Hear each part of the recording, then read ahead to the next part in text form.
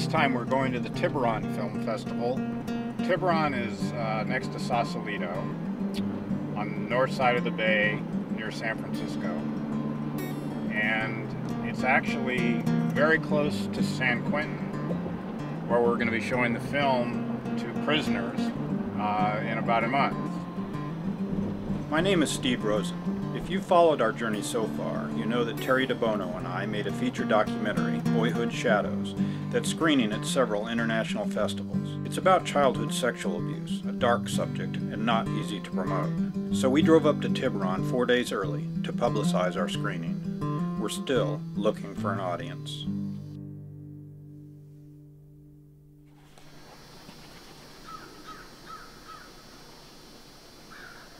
Our first morning in Tiburon.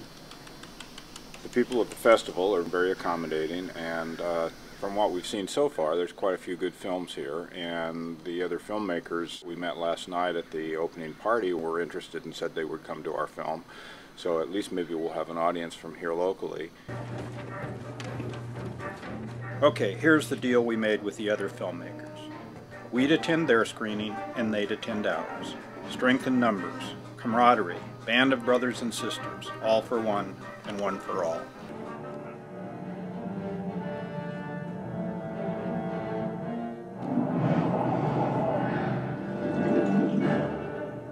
Terry contacted the local rape crisis and trauma centers, and they said they'd try to get people here as well. It's the only way. I don't think we're going to be able to get the ordinary person to walk off the street and come in here and say, "Whoa, I want to see this." And that's what this film is. It's trying to get people to understand other people's pain, and pain that we've never even thought about having. We can't even imagine. On Saturday, we saw 4 films. But I was unaware that her political commitment was deepening. The first was Our Disappeared, a feature doc about the political roundup and murder of leftists in Argentina in the 1970s.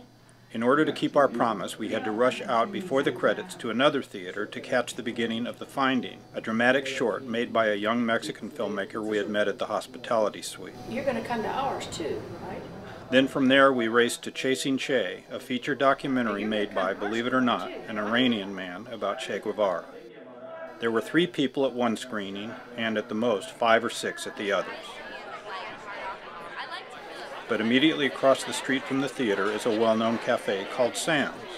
They're probably all waiting for our film to screen.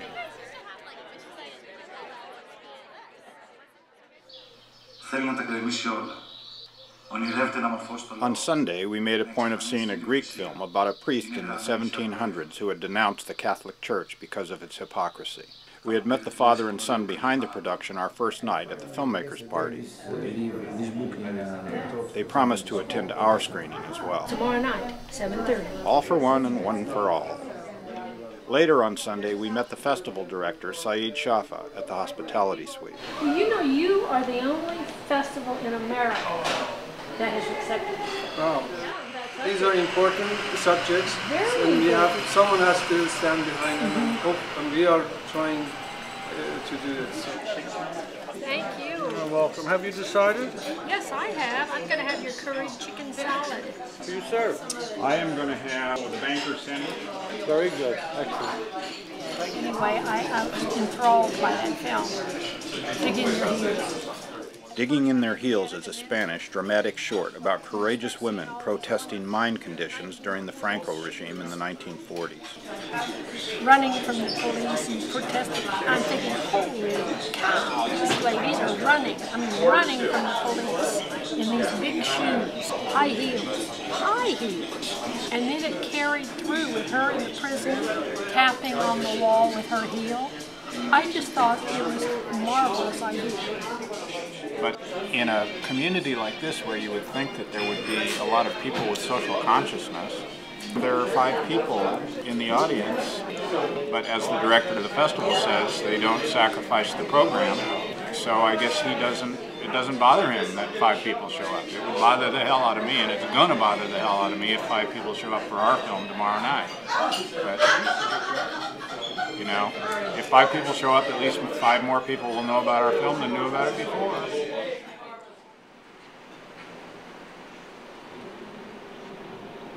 This is Monday, March 22nd, the morning of our screening at the Tiburon International Film Festival. Beautiful day. Despite the efforts of John Harris, our publicist, there's no mention in any of the papers of our film. Even though John was relentless, none of the local papers touched it. And the San Francisco Chronicle didn't even do anything on the whole festival. I mean, San Francisco is right across the bay. Come on, Chronicle. This is truly an international film festival. We met people, young and old, from Iran, Greece, Turkey, France, Mexico, and all over the United States. Filmmakers who flew here to screen their films. I used to really like the Chronicle, too. Well, at least we'll be in their audience, and they'll be in ours. Glenn Kulik, the central character of our film, was busy in L.A. Glenn! But newscaster Alan Martin, another of the men featured, would be there for the Q&A. And Laura Dare, the woman who composed and performed our music, would be there as well. Steve is worried about what we're going to do about Laura. What if we don't have an audience? She drives all the way up here, she rents a room.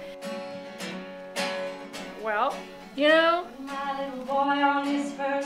there's time to sing. There's time before, because we have to sit around and wait for the projectionists to find their rear end. Sometimes it takes up to 10 minutes. This afternoon it was like 15 before the guy found his rear end, and so he went, oh, there's my rear end, and oh, there's the projector, and then the film started.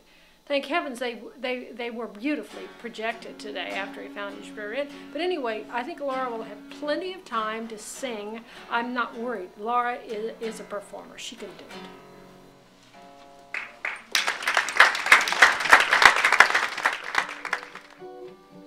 Something happens to you when you're young, especially really young. It's like being stabbed in the brain. The guy fucking steals your life. We had about 28 people in our audience, but after the other screenings we'd been to, it looked like a crowd. Boy Scout leaders, but who wants to talk about Uncle Bob that's molesting young boys? This guy's still out there somewhere. You know he's not the only child. But none of the other filmmakers showed. None. Nadia. Zero. Zip. So much for the Band of Brothers idea.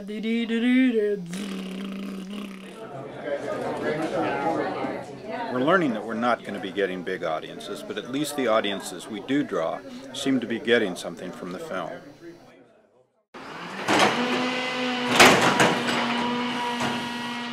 This time it was my turn to have the one person who came up to me story, a woman who had spoke during the Q&A.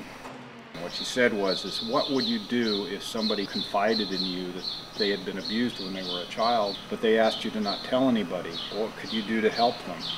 After the screening, I went up to her and I said, you know, that sounded like a personal story. Is that something that's happened to you? Do you have a friend that's happened to? And she said, yeah, about 7 or 8 years ago, somebody that I really liked told me that story, and I don't know what to do about it. And I said, well, you know, here, I gave her my card and I said, why don't you email me and I'll send you a copy, I'll send you a DVD of the film, and maybe if you show that person the DVD, maybe that'll help. And she just, tears started coming into her eyes and she said, thank you, and she just started to cry. So again, one person.